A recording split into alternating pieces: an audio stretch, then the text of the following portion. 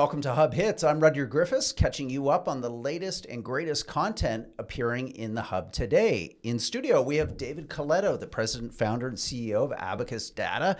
David, you had a fantastic essay for us unpacking as a pollster your kind of deeper next order analysis of what the heck happened in this election and how the Conservatives went from a 20% plus lead in the polls to Mark Carney's minority. Your essay revolves around these two concepts, competing concepts of scarcity and precarity. Unpack them for us and explain why they were so definitive to the campaign. So, and Sean and I had talked about this on a previous episode, and I think this all played itself out the way that we might have thought it was. But basically, for the last 2 years, go to 2023, 2024, the view we were having in the research we were doing was there was a prevailing mindset of scarcity. Basically, the things people needed in their life, hard to get, more expensive, and they were worried if they had them, they were going to lose it. And that was a mindset we saw around the world. Incumbents challenged because of it. People thought, the government wasn't delivering, and we were fighting kind of amongst ourselves, even metaphorically, for what we believed were scarcer and scarcer resources. And that set up a perfect scenario for an opposition party, and particularly someone led by a party led by Mr. Poilievre, who could reflect the anger, the frustration that Canadians of all ages, across socioeconomic, across the country were feeling. Then a bunch of things happened. Mm-hmm. I mean, Justin Trudeau had to resign, which was not tied to precarity. It was a political factor. But then Trump did what he did. Right. And I think what I believe to have happened is Donald Trump's threats around annexation, tariffs, all those things also exposed people to think about other things that were creating precarity in their life. And so that precarity mindset was about longer term structure, was longer term concern that the things that I have now, will they even exist? Will the health system collapse? It's existential. It becomes existential. Totally. And so, will I have a job? My argument was, can I afford my mortgage? The brass tacks stuff of life. Exactly. And so perfect timing for a Mark Carney-like figure who doesn't have much baggage from the previous government, so could speak slightly to the change narrative, but more importantly was that steady hand that I think a larger portion of the population was looking for. Someone who could, steer the ship through the storm, who could create a sense of stability and security and had a calmness to him, right? Yeah. And so my argument was that going forward, if this is the prevailing mindset now, in the next 5-10 years, what do conservatives do in response to it? Because I've always thought there's a strain of conservatism that says we are, the stable force. We aren't, wanting to drive change forward. We are there to conserve, keep things, moving forward, but at a slower pace, and as a result, keeping people feel secure. And the question is, can this version of the Conservative Party of Canada fit that need, or is it going to find itself on the other side of this? Before we talk about the future, let's spend a bit more on these two concepts of scarcity and precarity, because they're key to your analysis, and I think it genuinely opens up an interesting way to look at where our politics is at right now.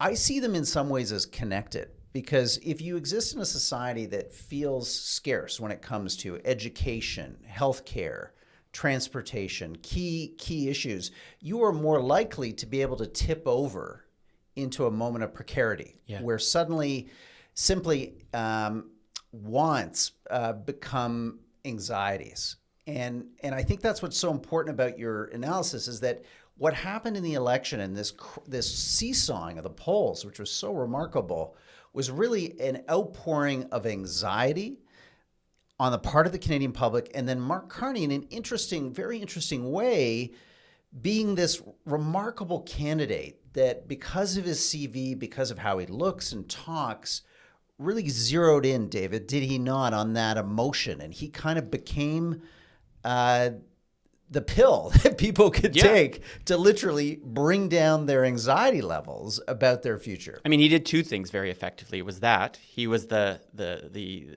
dose of, or not quite the cure, but at least the part of the cure that people thought they needed to have. But he was also effective at touching the emotional side of it, right? Like, as much as maybe Liberals want to believe they ran a very positive campaign, it was Mark Carney who continually repeated, they want to break us to own us, right? So they very much played on that fear of an existential crisis, but I think also leaned heavily into what you described as a solution to it. So here comes along this person that we didn't really know that well. We know had a CV that feels like it was fit for the moment, and we didn't have a lot of time to make a decision. And so enough people, and particularly you look at who moved and what key groups were critical to the success of the Liberals, it was baby boomers. Their share among those over 60 went up 19 points from 2021. And such an interesting stat that you bring out in your article, The Hub Today, is in some ways the people that had the most to lose had the highest kind of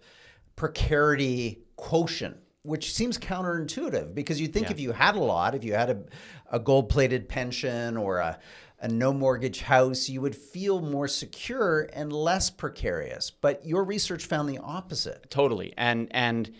So, and as a result, if you had an immediate need, if you were on the edge, if you still felt you could barely pay the rent or the mortgage or feed your family, then pure Poilievre was a very appealing option because it represented change. But if you were more secure and you were much more concerned about these longer-term risks that could affect your ability to retire, your ability to pass on an inheritance to your family, your ability to do a bunch of things that you had kind of taken for granted, perhaps, because you were more secure, you became insecure for a moment. And that shift that we saw among some key demographics explains that. Now, we also saw in our research, and we've been measuring precarity on this index, those who were at the higher level of precarity, and we defined it and measured as people who saw risk in the future, risk in a bunch of changes that could be happening, climate, technology, economic, social. And those folks were much more likely to say they were going to vote Liberal than those who had lower levels of precarity. So there was this nuanced relationship that was going on, but there was a subset of even those who maybe not, again, perception's everything in my world of public opinion research. There was a group who probably should not have been perceiving precarity, but did. And that pulled them into the Liberal orbit in a way that I don't think it would have otherwise. Yeah, all those older male boomers who traditionally would have gone conservative. So let's bring the conversation up to this moment. We're post-election. Mark Carney has just had his first meeting with Donald Trump. Is this sensation of precarity enduring? Because it would suggest that if it is, that we could and maybe will see a reordering of our politics and our political preferences around candidates and parties that can solve for precarity, i.e. these more existential worries and anxieties versus simply a scarcity agenda, which is give me more healthcare, give me more education, give me more infrastructure. I think there's an argument to be made. It's not for certain, nothing's certain anymore in this world, but I think when I look at what Trump initiated, and again, I think he opened up a wound that people were kind of thinking about, but because of the short-term concerns they had over the last few years, had put aside concerns around, I think one of the biggest undiscussed social transformations that is happening is what's going to happen with AI and automation. It's the fourth or fifth industrial revolution that will probably be bigger than the ones that came before it, and yet we aren't really talking about what's the political response to the new demand that kind of change creates. Same is true I think on climate change. I think the same is true on an aging population that's going to put incredible pressure on our health system. All of these are going to be, I think, long-term sources of precarity that may feed scarcity, but people are going to be seeking someone and a political solution to that problem that they think exists. And I think that means maybe in the short term they're not looking for revolution, but it doesn't mean it won't get there if over time people see that someone like Mark Carney can't deliver on the expectations I think they have of him. So he set the bar also really, really high on what people perceive he's going to be able to do, which leaves him very precarious himself in terms of his political future. Yeah. And the powerful proof point of all this, your analysis, is what happened in Australia, that we saw a unpopular progressive government reelected and a conservative so-called Trumpy candidate defeated, almost losing his seat. He didn't lose his seat, but coming close. Let's move on in our final moments to the two parties now, the two protagonists in our drama that will be this minority parliament. Let's begin with Mark Carney. If you're right, and we're in a moment of precarity, but it revolves, a lot of it doesn't, around Donald Trump, then what is the Liberals' strategy during this minority? Clearly, they're going to want to lean into Trump in the short term to create feelings of precarity amongst the public because they are the solution, the Band-Aid. But surely, David, they've got to be concerned that the scarcity agenda isn't going away. Hospitals are not getting built. You know, kids are getting frozen out in terms of tuition and education.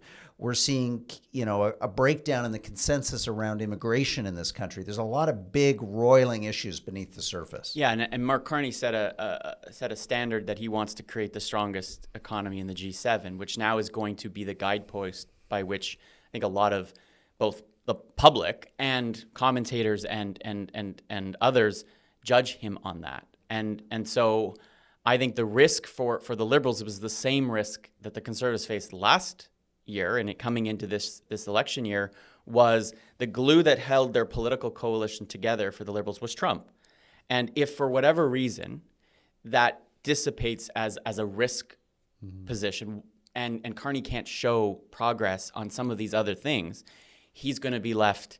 I mean, it wasn't a landslide victory for Mark Carney. There's a million votes that if they shifted one way or the other, which isn't insignificant, but they shifted fast one way, they could shift back the other.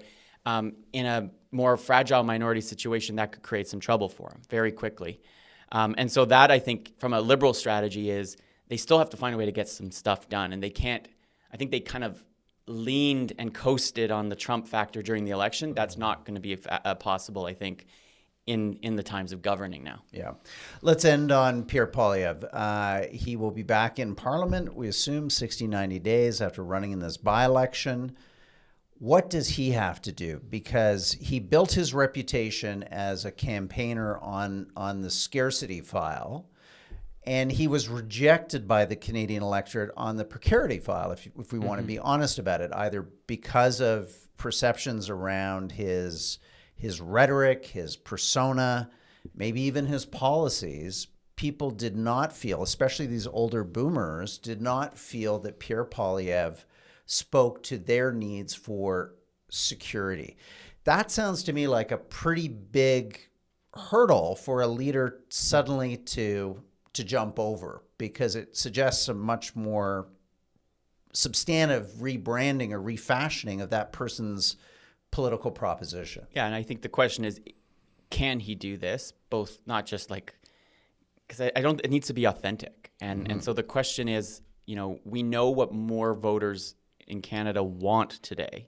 Let's not, but I just want to say something very clearly. Like, Pierre Poilievre was not ultimately rejected by everyone. There were a lot of fans of Pierre Poilievre. He ended the campaign in our tracking with a net favorable, which, you know, doesn't jive with the narrative that you sometimes hear about him. Now, that being said, it wasn't as popular as Mark Carney, and so Poilievre hit his ceiling. 41% was as high as he was going to go, and that was very clear in the data. So the question is, how do you at once keep the coalition that you've built, which is younger, which is, you know, feeling those effects of scarcity, which are still frustrated and somewhat angry at the system, while at the same time, you know, creating confidence.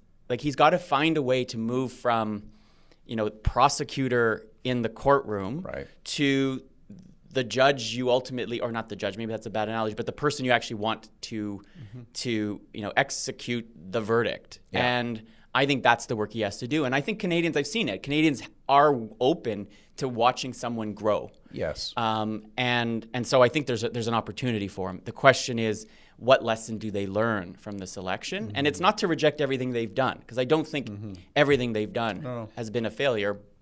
In fact, it's the opposite of that. But I do think that they have to recognize they were so good at capturing the mood of the country the last 2 years. Are they as responsive to the new mood that I think exists today? Yeah, and how do you compete if it remains precarity because it continues to be Trump for the next 3.5 years?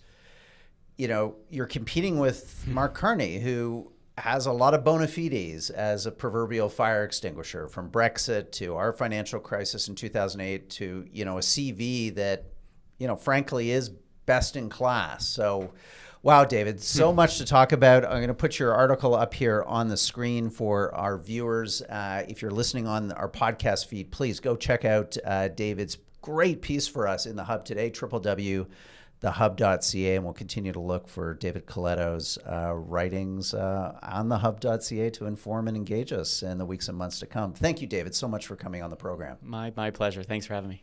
Well, that's it for this edition of Hub Hits. Please subscribe to the channel, share this video with friends and family. And if you enjoy what you're listening and hearing on the Hub, head over to our website and grab a free 3-month trial membership on us. We think we're so good, you're going to love it and come back as a full-time paid subscriber. But hey, hassle-free, you can cancel anytime. But check out that free subscription offer now. It won't last long. www.thehub.ca. Talk to you soon. Bye-bye.